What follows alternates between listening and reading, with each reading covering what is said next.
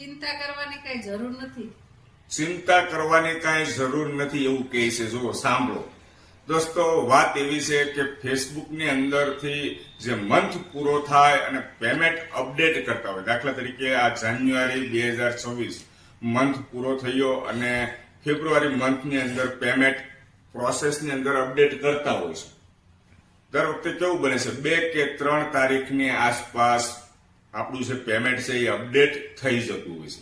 પણ આ વખતે કેવું બન્યું, 2 તારીખ ગઈ, 3 તારીખ ગઈ, 4 તારીખ ગઈ, 5 તારીખ ગઈ, ચિંતા થવા મળી. ઘણા બધા મારી જેમ વિડીયો બનાવતા ક્રિએટરોનો મારી ઉપર મેસેજ આવ્યો, હેતલ કુમાર આ વખતે પેમેન્ટ આવ્યું નથી કે પ્રોસેસમાં બતાવતું નથી. એટલે શું થયું છે, ફેસબુકે પૈસા આપવાનું બંધ કરી દીધું?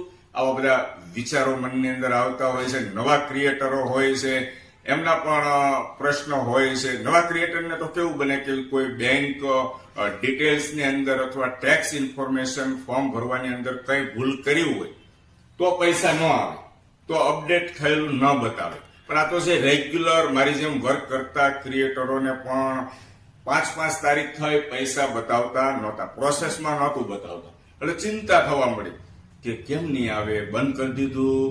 ઇન્સ્ટાગ્રામ તો નથી આપતી, એમાં આ ફેસબુકે બંધ કરી દીધું. તો એવું નથી. તમે તમારું પે આઉટ એકાઉન્ટ ઓપન કરીને ચેક કરી શકો છો. આજે તારીખ છે 6/2/2026. તમને બતાવતું હશે કે પે આઉટ પ્રોસેસની અંદર કે પેમેન્ટ અપડેટ થઈ ગયું હોય છે. 3 તારીખ સુધીમાં અપડેટ પ્રોસેસમાં બતાવતા હોય છે. એની બદલે આ વખતે ટેકનિકલ ઇસ્યુને કારણે 2-3 દિવસ લેટ થયું છે.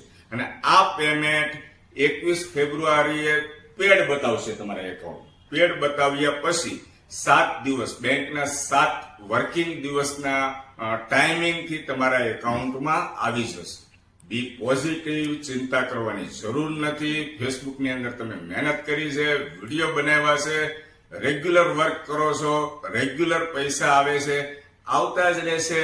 ચિંતા કરતા નહીં, નવા ફેમિલી સાથેના વિડીયો બનાવતા રહો.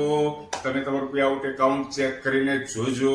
જો પ્રોસેસમાં ન બતાવતું હોય જાન્યુઆરી મંથની ઇન્કમ, તો મને મેસેન્જરની અંદર મેસેજ કરજો, કોમેન્ટ કરજો, જણાવજો આવી ગયું છે. આ વખતે થોડુંક લેટ થયું, આજ સુધી ક્યારે આવું બન્યું નથી. એટલા માટે ચિંતા તો થોડીક થાય ને.